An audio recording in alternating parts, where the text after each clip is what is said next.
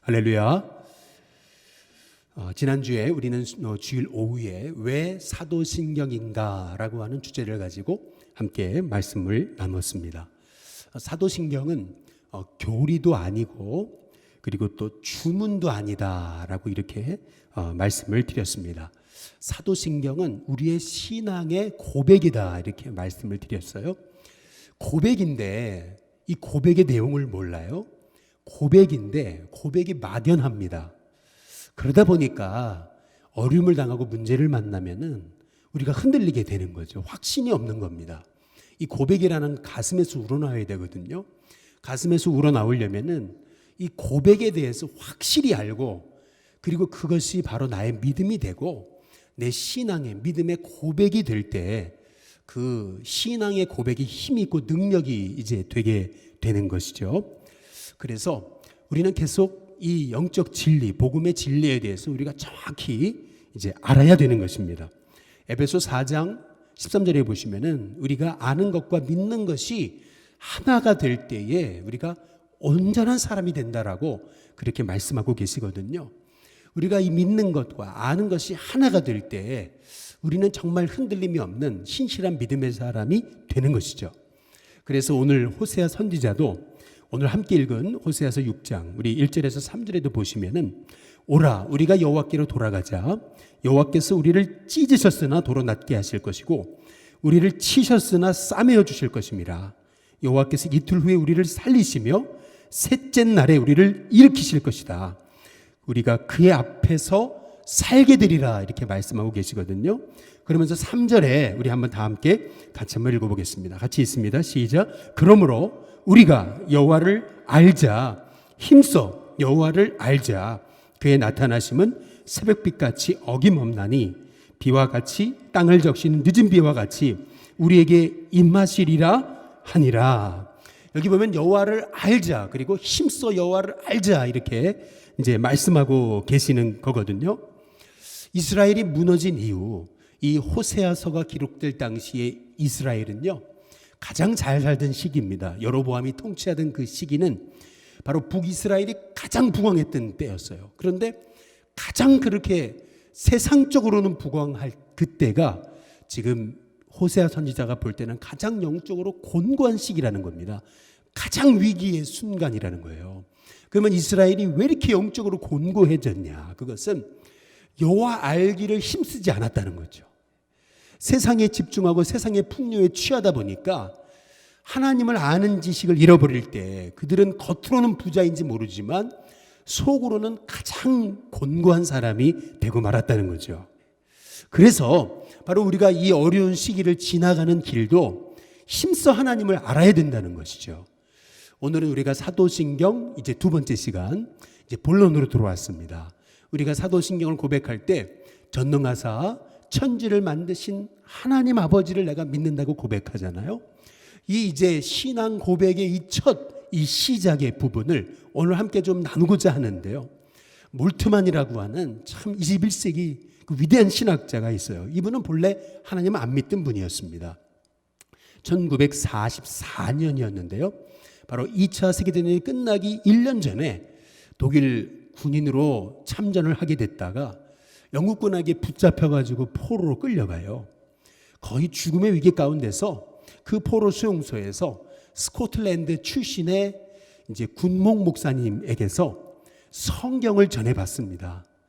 참 곤고한 시기에 하나님 말씀을 전해받고 그걸 읽는데 특별히 이분에게는 시편 39편의 말씀을 읽는 가운데 하나님이 하나님 자신을 보여주신 거예요. 거기 시편 39편에 보면 우리의 인생이라는 것이 이 손 한 뼘 길이밖에 되지 않는다라고 그렇게 말씀하고 있어요. 아무리 잘 나가는 인생이라도 허사뿐이다. 이제 그렇게 고백하면서 이 시편 39편에서 뭐라고 고백하냐면 우리는 하나님과 함께 있는 나그네에 불과하다. 이제 그렇게 고백하고 있는 것을 볼 수 있거든요. 이 말씀을 읽는 가운데 이 몰트만이라고 하는 이 신학자는 거기에서 하나님을 만나는 경험을 하게 되는 거예요. 그러면서 이제 마가복음을 읽다가 하나님의 아들이신 예수님이 이 땅에 오셔서 우리를 위해 고난을 당하시고 뿐만 아니라 부활하셨다라고 하는 사실이 자기네에게는 너무 감동이 되고 은혜가 되면서 바로 거기서 이제 하나님 예수님을 제대로 만나게 되는 것이죠. 그러면서 평생 이 하나님 예수님을 알리는 것으로 자기의 인생을 드리는 그런 삶의 전환이 일어나게 되는 것을 이제 볼 수가 있어요. 우리 인생도 같습니다. 우리 인생도 의미 없는 인생이 의미 있는 복된 인생이 되려면은 우리의 인생도 목적 없는 인생이 목적 있는 인생으로 우리가 변화가 되려면은 하나님을 만나고 하나님을 알아야 되는 것이죠. 하나님께서 우리에게 하나님 자신을 보여주시는, 그래서 에베소 1장 17절에 바울이 얘기한 것처럼 지혜와 계시형을 주사 우리로 하여금 하나님을 알게 하시고, 이렇게 이 사도 바울이 기도하는 것을 볼 수 있거든요. 하나님을 아는 것은 하나님이 우리에게 알게 하시는 그 지혜형, 계시형을 우리에게 주셔야 우리가 하나님을 더 깊이 알아갈 수가 있다라는 것이죠. 저는 이 사도신경을 우리가 함께 이제 오늘 두 번째 시간으로 이제 본론으로 들어왔는데, 우리가 이 하나님, 예수님, 성령님, 우리가 이 삼일체 되신 하나님을 알아가고 고백하는 가운데 저와 여러분에게 정말 전능하사 천지를 만드신 하나님 아버지를 실제로 내가 믿사오며 하는 이 믿음의 고백이 바로 저와 여러분의 고백이 다 될 수 있는 은혜가 있기를 주님의 이름으로 축복합니다. 이 사도신경의 첫 번째 이제 고백은 바로 우리 하나님은 전능하신 하나님이시라는 것이죠. 전능하신 하나님. 이 하나님 전능하사라고 하시는 이 전능하신 하나님이라는 고백은 바로 하나님께는 모든 것이 가능하시다는 거예요. 전능하사. 하나님께는 능치 못함이 없다라고 하는 그런 믿음의 이제 고백이거든요. 우리가 보통 이제 성경을 읽다 보면은 성경에 나오는 그 사실들을 바라볼 때 우리의 마음 깊은 곳에 뭔가 이렇게 그 의심의 그늘이 조금씩 있는 것 같아요. 예를 하나 들어보자면은 이렇게 이스라엘 백성들이 광야에서 이제 그 하나님이 먹이시는 메추라기를 이제 먹게 되잖아요. 그런데 이제 우리는 어떻게 생각을 하냐면은 정말 그게 사실일까? 이제 그러한 이제 그 의심이 이제 우리 가운데 이제 있는 거예요. 아유, 그 많은 메추라기를 어떻게 그 많은 이스라엘 백성들이 먹을 수 있었을까라고 하는 이제 그러한 마음속 깊은 곳에서 에이, 그냥 성경의 말씀이니까라고 이렇게 그냥 우리가 그냥 이렇게 듣는 것이지, 실제로 가슴 깊이 이게 정말 하나님은 이렇게 이스라엘 백성들을 그 광야에서 그 수많은 백성들을 먹이시는 분이다라고 하는 이 전능하신 하나님에 대한 고백이 우리한테 사실은 조금 이제 부족하거든요. 그런데 실제로 과거 이스라엘이 중동과 6.1 전쟁을 하던 당시에 이 이스라엘, 이 유대의 이 군사들이 시나이 반도에서 이렇게 진을 치고 있는데 실제로 정말 하늘이 시꺼매지더니 뭔가가 푸툭푸툭 떨어지더라는 거죠. 야, 이게 뭔가 너무 놀라가지고 이제 보니까요, 그게 메추라기인 거예요. 그래서 그 메추라기를 이렇게 잡아다가 그걸 이제 구워서 먹었다라고 하는 그러한 얘기가 있는데, 이제 그 경험을 했던 그 유대인들이 나중에 전쟁이 끝나고 나중에 이 메추라기를 연구를 해보니까 말이죠, 이 메추라기는 꼭 제비처럼 이 철새들라는 거예요, 이게. 그래가지고 이제 먼 길을 이렇게 날다 보니까 이제 이 시나이 반도쯤 와가지고 이제 힘들잖아요. 그래서 이 메추라기가 갑자기 이렇게 정신을 잃고 떨어지더라는 거예요. 떨어진대요. 그러다 보면 밤새 이제 메추라기가 이제 그 광야에 쫙 이렇게 흩어져 있는 거죠. 그러면은 그것을 이스라엘 백성들이 가가지고요, 거의 그냥 메추라기가 나 잡아 가슈 뭐 이런 거죠. 그냥 거의 그냥 반쯤 그냥 이렇게 완전히 그냥 마취된 상태에서 소위 이스라엘 백성들이 새벽에 나가서 메추라기는 걷어오는 거죠. 그렇게 해서 하나님이 먹이셨다라고 하는 것을 이 이스라엘이 이제 체험하게 되는 것이라는 거죠. 성경에 나온 이제 그대로더라는 거예요. 또 하나 뭐 예를 들어 보자면, 여러분 그 애굽의 그 10가지 재앙에서 모세를 통해서 하나님 베푸신 그 10가지 재앙 중에서 메뚜기 재앙이 있잖아요. 우리는 뭐 그게 가능할까 이제 이렇게 생각이 되는데, 최근에 여러분 있었던 일 중에 저 동아프리카와 서남아시아 여기에서 그게 중국까지 넘어왔잖아요. 이 메뚜기 떼의 습격으로 말이죠. 뭐 3,400억 마리의 메뚜기라나요? 뭐 그런 엄청난 그 메뚜기가 한번 지나가 버리니까 완전 초토화되는, 이제 그게 최근에도 있었잖아요. 이런 사건들을 경험해 보면서 우리는 성경의 말씀이 절대 이것이 거짓이 아니구나. 정말 하나님은 모든 것을 하실 수 있는, 모든 게 가능하신 분이구나 라고 하는 것을 이제 우리가 이제 깨닫게 되는 거거든요. 자꾸 우리의 마음에 이렇게 하나님의 역사를 불가능의 눈으로 보니까 그 하나님의 역사를 우리가 자꾸 신뢰하지 이제 못하게 되는 거죠. 오죽했으면은 하나님께서 하나님 자신을 계시하실 때 전능하신 하나님이다라고 하나님이 자신을 보여주시거든요. 그게 창세기 17장에 이제 아브라함에게 보여주신 그 하나님 자신의 모습이에요. 성경에 보면은 최초로 하나님이 나는 전능한 하나님이다라고 하나님 자신을 계시해 주신 것이 아브라함에게 처음이거든요. 물론 창세기 1장 1절에 태초에 하나님이 천지를 창조하시니라 할 때 태초에 하나님, 이게 엘로힘이에요.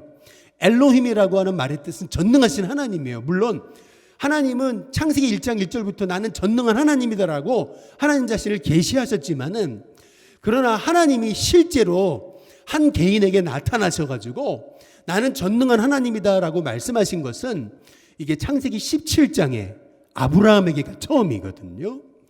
창세기 거기 16장에 보면은 이렇게 사라에게서 도망친 하갈에게 하나님은 하나님 자신을 바로 살피시는 하나님이라고 계시하세요. 그런데 창세기 17장에서는 하나님이 아브라함에게 하나님 자신을 나는 전능한 하나님이다라고 하나님이 하나님 자신을 계시하시는 거예요. 그런데 그렇게 아브라함에게 하나님이 하나님 자신을 전능한 하나님이다라고 말씀하신 이유가 있는 것이죠. 그 이유는 뭐냐면은 아브라함이 99세 때에 인간의 눈으로 봤을 때는 절대 이제 자식을 이렇게 가질 수 없는 이 사라 자신도 거의 단산한 그러한 여인이 아니겠어요? 소망이 없는 여인. 그런데 하나님이 아브라함에게 나는 전능한 하나님이라고 말씀하시면서 아브라함의 이름을 바꾸라 그러시잖아요. 아브라함에서 아브라함으로, 사레에서 사라로 바꿔라. 그러면서 사라를 통해서 아들을 주겠다고 그랬을 때 아브라함이 어떤 반응을 보이냐면 그냥 웃어버리거든요. 피하고 웃어버리거든요. 그때 하나님께서 이제 이 아브라함에게 이렇게, 우리는 자꾸 우리 인간의 힘으로 하나님의 역사를 바라보니까 아브라함 자신도 하나님이 99세 때 100세의 아들을 얻을 것이라고 전혀 상상하지 못했던 거죠. 그래서 아브라함의 이름을 아브라함이라, 사라의 이름을 사라라고 바꾸라고 하셨을 때 그것이 안 믿어졌던 거죠. 그래서 우리 하나님께서는 아브라함에게 나타나시면서 창세기 17장 1절에 나는 전능한 하나님이라, 너는 내 앞에서 완전하라라고 하나님께서 이렇게 말씀하시는 것을 볼 수가 있거든요. 하나님이 정말 우리의 삶 속에 모든 일을 하실 수 있는 하나님이시라고 우리가 믿을 수 있다면은 우리의 삶 속에도 아무리 힘들고 어려운 상황에도 하나님이 우리에게 새 일을 행하실 수 있으실 것 아니겠어요? 우리가 이런 어려움 중에도 하나님은 우리를 향해서 놀라운 계획을 갖고 우리의 삶에 놀라운 일을 행하실 수 있는 분이 아니시겠냐는 거죠. 저는 이러한 이렇게 힘들고 어려운 때일수록 우리가 사도신경을 믿음으로 고백하면서 전능하사 천지를 만드신 하나님 아버지를 내가 믿습니다. 이 고백이 저와 여러분의 가슴에서로 나오는 진실한 고백이 될 수 있기를 주님의 이름으로 축복합니다.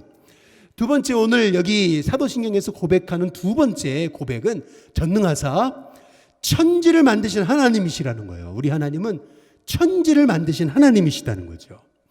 하나님의 전능성과 하나님의 창조는요, 이거는 동전의 양면과도 같아요. 전능하시니까 이러한 놀라운 천지를 창조하신 거고, 천지를 창조하신 하나님은 전능하신 거예요. 모든 일을 하실 수 있는 거죠. 성경이 이렇게 시작되잖아요. 창세기 1장 1절에 보니까 태초에 하나님이 천지를 창조하시니라 이렇게 고백하잖아요. 먼저 여기서 태초에라고 하시는 말씀의 의미는 하나님은 이 시간의 창조주이시라는 거죠. 우리는 과거, 현재, 미래를 살지만 그러나 늘 현재 지금 이 시간에 매여 있잖아요. 과거로도 돌아갈 수 없고 그렇다고 미래도 볼 수 없어요. 이제 그러다 보니까 매일 현재의 문제에 매이고 우리는 과거를 바라보면 후회하고 돌이킬 수 없으니까, 그리고 미래를 바라보면 이 미래가 보이지 않으니까 암담한 게 사실 우리 인생이잖아요. 우리가 이렇게 연약한 인생인 거죠. 오늘의 문제 앞에 신음할 수밖에 없는 것이 우리라는 거예요. 그러나 창조주 하나님, 바로 우리가 믿는 하나님은 과거, 현재, 미래를 다 주관하신다라고 하는 것이죠. 그래서 우리 하나님께서는 바로 과거, 현재, 미래 동시에 모든 것에 거하시고 그리고 모든 것을 주관하시는 분이시라는 거예요. 예를 들어 하나 들어보자면은 예수님께서 그 변화산에서 예수님이 과거에 있었던 모세와 엘리야와 대화를 하시거든요.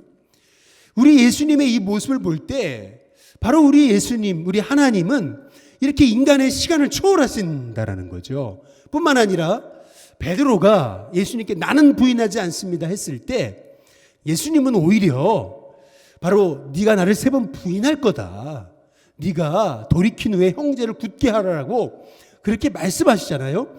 베드로의 미래까지도 다 보고 계시는 분이 바로 우리 예수님이시라는 거죠. 바로 우리 창조주 하나님께서 우리의 과거, 현재, 미래를 다 주관하시는 하나님이시라고 우리가 믿는다면 우리가 우리의 앞길에 대해서 우리가 그렇게 우리가 안달하거나 걱정하거나 염려할 것이 없는 것이죠. 정말 전능하셔서 나의 삶을 주관하여 주시는, 우리의 시간까지도 주관하시는 하나님이심을 우리가 믿는다면은 우리가 우리의 인생 앞에 지금 코앞에 있는 문제 앞에 우리가 낙심하고 절망할 것이 아닌, 우리가 지혜로운 하나님의 주님을 정말 믿는 사람들이라면은 전폭적으로 우리의 삶을 하나님께 맡기는 것이 바로 믿음의 사람의 당연한 모습인 줄로 분명히 믿습니다. 그리고 오늘 여기 말씀해 보니까 태초에 하나님이 이제 천지를 창조하셨다고 말씀하고 계시거든요. 근데 우리는 여기 이제 하나님이 천지를 창조하셨다고 말씀하실 때 이 천지의 개념에 대해서 우리는 이렇게 마음으로 이제 안 와닿잖아요.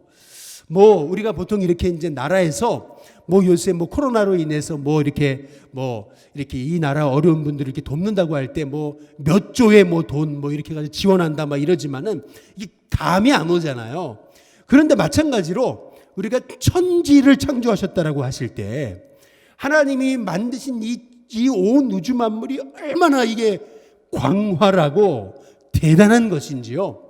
지금 현재 우리 인간의 과학으로 측정할 수 있는 그 기기를 이용해서 지금 측정할 수 있는 가장 먼 거리에 있는 별이 뭐 200억 광년에 떨어져 있는 별이라고 그러잖아요.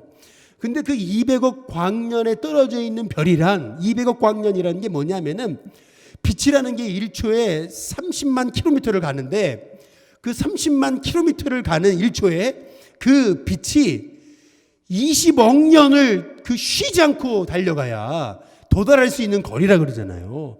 근데 그것도 인간이 측정할 수 있는 가장 먼 별이라는 것이지 그게 우주의 전부는 아니잖아요. 그 정도로 하나님이 만드신 우주라는 것이, 이 세상 천지라고 하는 것이요, 이게 정말 인간의 생각으로 측정할 수 없는 거예요. 그 정도로 우리가 전능하사 천지를 만드신 하나님이라고 우리가 고백할 때에 우리 하나님은 그렇게 크시고 놀라우시고 위대하신 분이라고 그렇게 고백하는 그 고백이 담겨져 있는 것이죠. 그래서 이 다윗이 역대상 29장 11절에서 12절에 보면은 여호와의 광대하심과 위대하심과 영광과 권능과 위엄이 다 주께로 있고 이 천지도 다 주님의 것이고 사람을 부하게도 하시고 가난하게 하시는 것도 다 주님의 손에 있다고, 천지에 있는 것이 주님의 것이로소이다. 이제 이 다윗이 이제 고백하는 걸 볼 수 있거든요. 이 다윗이 얼마나 지혜로운 사람인지 몰랐어요. 정말 하나님은 전능하시고 천지를 만드신 이 온 우주를 다스리시는 그 하나님이심을 이 다윗이 고백하고 있는 것이거든요. 그런데 이렇게 전능하셔서 천지를 만드신 하나님이 우리를 보시고 좋았다고 말씀하시잖아요. 그냥 좋았다가 아니고 하나님은 별과 빛을 만드시고 좋았더라. 동식물을 만드시고 좋았더라. 그러시다가 인간을 만드신 다음에는요. 심히 좋았더라고 그러잖아요. 영어로는 굿 그러시다가 아주 그냥 so good이다. very good이다. 우리 주님이 말씀하시잖아요. 그 정도로 우리 하나님이 보실 때 우리는 정말 우리 하나님이 존귀하게 여기시는 그런 하나님의 자녀다라고 우리가 생각할 때에 여러분 우리가 요새 이렇게 코로나로 어렵고 힘들고 앞이 막막하고 이러다 정말 잘못되고 망하는 건 아닌가 이러다가 세상이 망할 것처럼 우리가 참 걱정하고 염려하지만은 정말 전능하셔서 천지를 만드신 그 하나님이 나의 하나님이심을 우리가 고백할 때에 우리의 마음속에 있는 모든 염려와 근심과 두려움이 걱정이 사라지는 은혜가 있게 될 줄로 믿습니다. 그래서 전능하사 천지를 만드신 하나님이 저와 또한 여러분의 하나님으로 매일마다 고백되는 은혜가 있게 되기를 주님의 이름으로 축복합니다. 그런데 오늘 여기 사도신경에서 전능하사 천지를 만드신 하나님이 나의 아버지가 되신다 그러잖아요. 전능하사 천지를 만드신 하나님 아버지를 내가 믿사오며 이렇게 얘기하잖아요. 그래서 우리 하나님은 나의 아버지가 되시는 우리 하나님이시라는 거죠. 나의 아버지 되시는 하나님이다. 세 번째로 어떤 자매가 하나님이 이제 아버지시라고 이제 그러니까요. 그 자매가 뭐라 그러냐면 나는 그런 하나님 안 믿는다고. 아니 왜 그러냐 그랬더니 이제 그 자매가 하는 말이 이제 그렇더라는 거죠. 아니 우리 아버지는 매일 밤마다 술만 드시면 들어오셔가지고 어머니를 패고 온 집안을 아주 들었다 놨다 하셨는데 만약에 우리 하나님이 그런 아버지시라면 나는 아버지 하나님 안 믿는다고. 그런데 여러분 여기 우리 전능하사 천지를 만드신 하나님 아버지라고 했을 때 아버지라고 하는 이 표현의 의미는 하나님의 인격과 하나님의 성품을 말씀하고 있는 것이죠. 이 하나님의 인격과 성품이란 뭐냐면은 하나님이 나의 아버지가 되신다라고는 말씀의 의미는 하나님은 나와 교통하기를 원하시는 분이시다라고 하는 거예요. 여러분도 이제 부모님이시니까 잘 아시겠잖아요. 부모님은 자녀가 전화 한 통화만 해도 그렇게 그냥 고맙고 좋잖아요. 어머니 잘 계시냐고, 아버지 잘 계시냐고, 그냥 한마디만 그냥 자녀들이 전화 한 통화만 해줘도 부모님은 그게 그렇게 고맙고 좋잖아요. 이제 마찬가지로 우리 하나님도 우리 하나님께 하나님 아버지, 하나님의 이름만 부르기만 해도 우리 하나님은 너무 좋아하시는 하나님이시라는 거예요. 우리와 교통하기 원하시고 교제하기 원하시고 우리에게 말씀하기 원하시는 그런 하나님 아버지가 되신다는 거죠. 여러분 이게 얼마나 놀라운 고백이냐면은 제가 늘 말씀드렸다시피 이슬람에서 믿는 알라는요 절대 무슬림과 교통하는 하나님이 아닌 거예요. 오로지 무슬림에게는 복종만 있는 거죠. 그들에게 아버지 하나님이라는 개념은 없습니다. 하나님이 나와 교통하시고 교제하신다. 여러분 이런 개념조차 없어요. 왜냐하면은 여러분이 그 유태인들도 보시면은 이스라엘 백성들이 과거에 하나님을 부를 때 어떻게 하나님의 이름을 부릅니까? 그래서 이름은 쓰지만 부르지 않았잖아요. 그래서 나중에 이제 그거를 아도나이 이렇게 불렀지만은 감히 어떻게 야훼라고 부릅니까? 이스라엘 백성은요 하나님의 이름조차 부르는 걸 두려워했어요. 근데 그 하나님이 어떻게 나의 아버지가 되시냐는 거죠. 근데 예수님이 이 땅에 오셔서 기도하실 때만 너희는 이렇게 기도하라 말씀하시면서 하늘에 계신 우리 아버지여라고 기도하라고 얘기하시잖아요. 예수님이 마지막 겟세마네 동산에서도 아빠 아버지여 만일 할만하시거든 이 잔을 내게서 지나가시옵소서 이렇게 기도하시잖아요. 그러나 나의 원대로 마옵시고 아버지의 원대로 되기를 원하나이다 이렇게 고백하잖아요. 우리 예수님이 보여주신 우리 하나님 전능하사 천지를 만드신 하나님은요 우리의 아버지가 되신다는 거예요. 내게 찾아오셔서 나와 교제하기 원하시고 말씀하기 원하시고 교통하기 원하시고 그리고 나와 친밀히 말씀하기 원하시는 그런 참 친밀한 아버지와 같으신 분이라고 그렇게 말씀하고 계시는 거거든요. 이게 여러분 얼마나 놀라운 고백인지 몰라요. 전능하셔서 천지를 만드신 하나님이 말이죠. 이 온 우주 만물, 이 광대하고 광활한 우주를 만드신 하나님이 내 아버지가 되신다고 한번 생각해 보세요. 나와 교통하고 교제하시고 내 기도를 듣기 원하시는 분이시라고 한번 생각해 보세요. 그렇다면 이것이 얼마나 놀라운 특권이냐는 거예요. 그렇게 봤을 때 전능하사 천지를 만드신 하나님을 내가 믿사오며가 아니고 전능하사 천지를 만드신 하나님 아버지를 내가 믿사오며예요. 이게 얼마나 놀라운 고백이냐는 거죠. 그리고 두 번째로 우리가 전능하사 천지를 만드신 하나님이 나의 아버지시라고 하는 고백의 의미는 그 하나님이 나를 책임져 주시는 분이라는 거예요. 아빠가 아들을 불러요. 아들아 부른다고 하는 것은, 아빠가 아들하고 같이 어디 여행을 간다고 한다는 것은 아빠가 다 너의 앞길, 너의 그 여행을 다 책임지신다는 말씀이 아니겠어요? 뭐 요즘에 이렇게 매스컴에서도 뭐 그런 얘기가 있더라고요. 요즘 이렇게 우리 그 가정들을 보면은 가정의 지출, 재정 지출의 거의 많은 그 부분이 다 자녀 양육이라 그러잖아요. 자녀 양육비. 이게 얼마나 많이 든다고 그래요. 근데 마찬가지로 이 얘기는 뭐예요? 부모님의 마음은 오로지 자녀인 거죠. 자녀가 잘 되고, 자녀가 복되고, 자녀가 정말 잘 살았으면 좋겠다라는 것이 부모의 마음 아니겠어요? 마찬가지로 우리 하나님이 나의 아버지가 되신다. 이제 이 말씀의 의미는 하나님이 우리 인생을 다 책임져 주시겠다는 거거든요. 그래서 요한복음 14장 18절에 보면은 너희를 고아처럼 버려두지 아니하고 너에게 오겠다고 우리 주님 말씀하시거든요. 우리는 더 이상 고아가 아닌 거예요. 우리가 힘들고 어려울 때에 우리는 우리의 기도를 들어주시는 하나님이 계신 거예요. 그래서 힘들고 어려울수록 믿음의 사람은요, 더 주님 앞에 나와야 돼요. 힘들고 어려울수록 더 주님의 전에 나와서 하나님 찾고 기도하고, 아버지, 그냥 하나님 이름만 부르기만 해도 우리 하나님이 우리의 기도를 들으셔서 그래 너의 아픔을 안다 말씀하시는 분이 바로 우리 아버지 하나님이시라는 거죠. 요한복음 20장에 보시면은 막달라 마리아가 부활의 주님을 만나는 장면이 나오거든요. 막달라 마리아가 너무 그 주님의 빈 무덤을 바라보면서 두렵기도 하고 너무 안타까운데 우리 주님을 만나잖아요. 주님의 옷자락을 붙드니까 말이죠. 그때 우리 예수님이 뭐라 그러시냐면은 바로 이렇게 말씀하세요. 요한복음 20장 17절에 보니까 내 아버지 너희 아버지, 내 하나님 너희 하나님, 이렇게 얘기하십니다. 내 아버지 너희 아버지, 내 하나님 너희 하나님. 다시 말하면 우리 예수님이 부활하셔서 막달라 마리아에게 보여주신 하나님의 이름은 아버지 하나님인 거예요.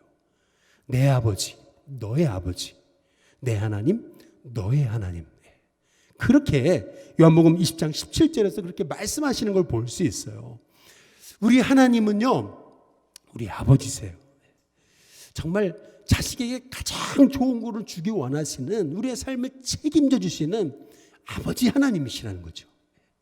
그 하나님이 전능하시고 온 우주 만물을 창조하셨어요.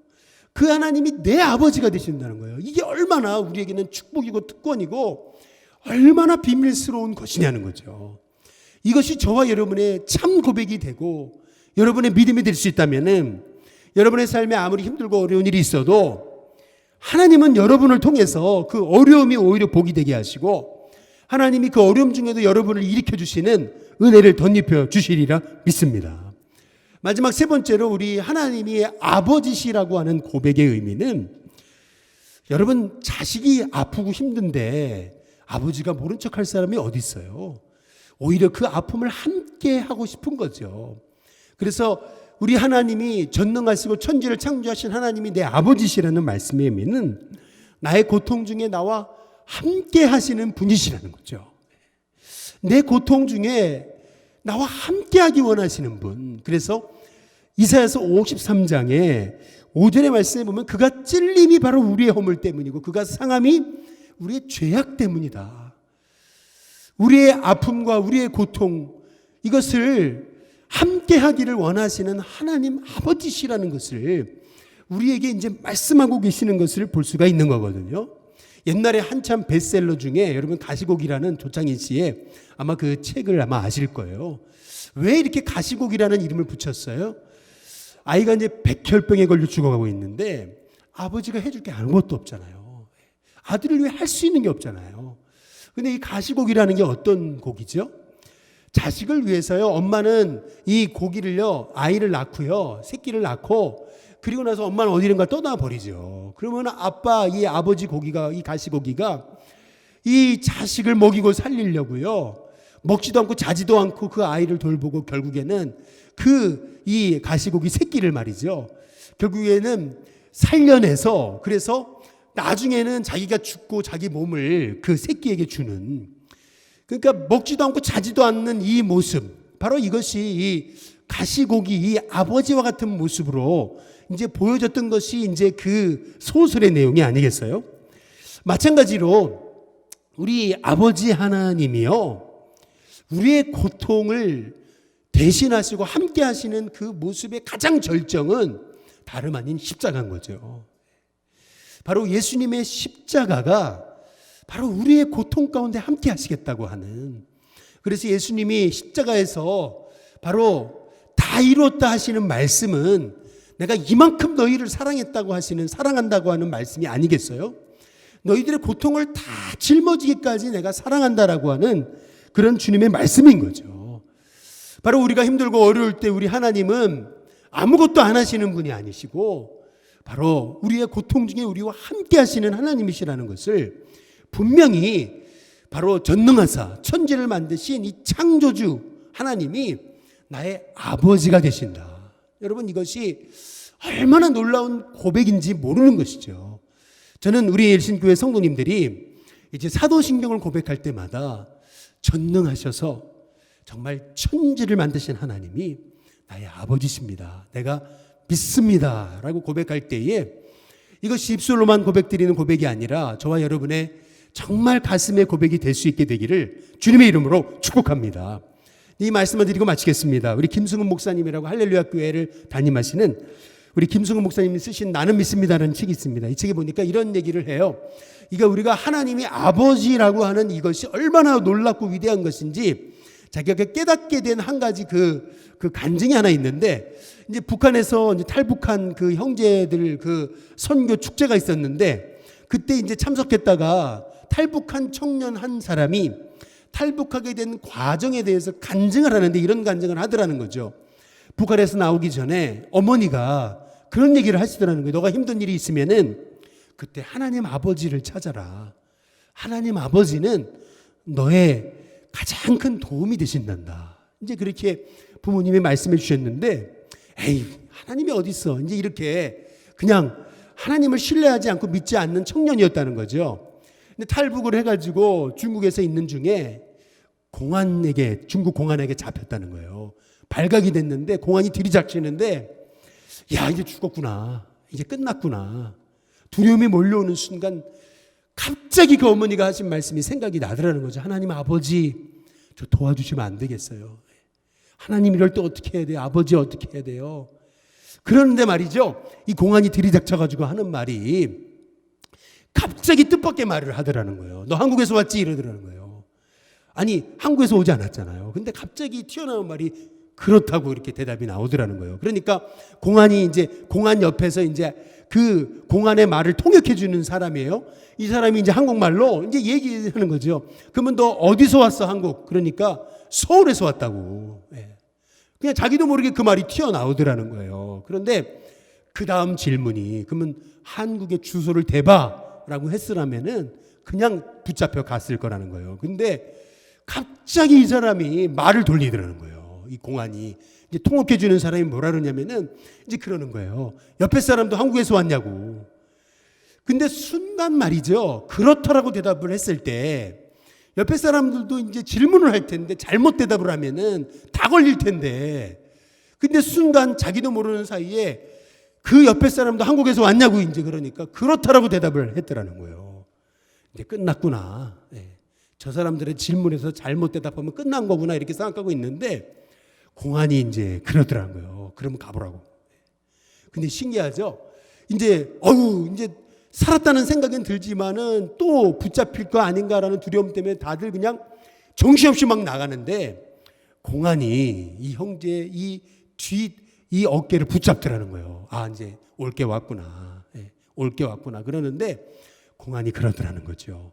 그렇게 정신없이 도망치면은 한국에서 안 온 사람 같지 않냐고. 천천히 가라고. 그러더라는 거죠. 그래가지고 진짜로 기적처럼, 이게 말도 안 되는 얘기처럼 해서 그 순간을 빠져나와서 한국에 탈북해서 왔노라고 하는, 그러면서 나는 그때 하나님 아버지를 믿게 됐다고.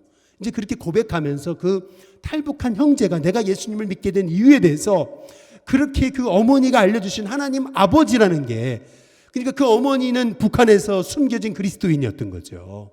근데 그 어머니가 믿는 그 하나님 아버지를 믿지 않았던 그런 정말 불신자 청년이었지만은 이 고난과 어려움 중에 그 하나님이 나의 아버지가 되신다는 사실을 체험하고, 이 청년은 이 한국 땅에 내려와서 그렇게 신실한 믿음의 청년이 되었노라고 하는 그런 그 간증을 들으면서 참 가슴에 뜨거움을 느꼈다라고 하는 그런 그 간증을 그 김승훈 목사님이 하시는 것을 이제 보게 됐거든요.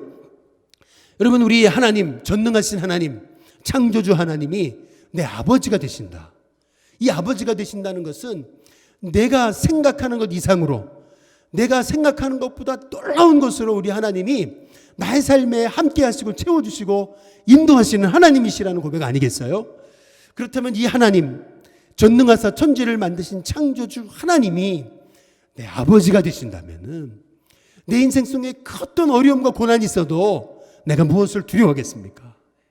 내 인생에 이 아버지 하나님이 나와 늘 만나기 원하시고 교통하기 원하신다면은 우리가 하나님 만나는 시간을 우리가 게을리해야 될 이유가 어디 있는 거예요? 하나님 만나는 이 특권이 얼마나 놀라운 특권이냐는 거죠. 저와 여러분이 정말 전능하사 천지를 만드신 하나님이 나의 아버지가 되신다. 이 고백이 내가 믿사오며, 이 내가 믿사오며가 바로 저와 여러분의 신실한 믿음의 고백이 다 돼서 결국 이 사도신경 마지막에 아멘이라고 말씀이 끝나듯이 마찬가지로 저와 여러분에게도 이 고백이 정말 주님이 나의 전능하사 천지를 만드신 하나님 아버지이심을 내가 믿습니다. 아멘 고백할 수 있는 저와 여러분이 다 되시기를 주님의 이름으로 축복합니다.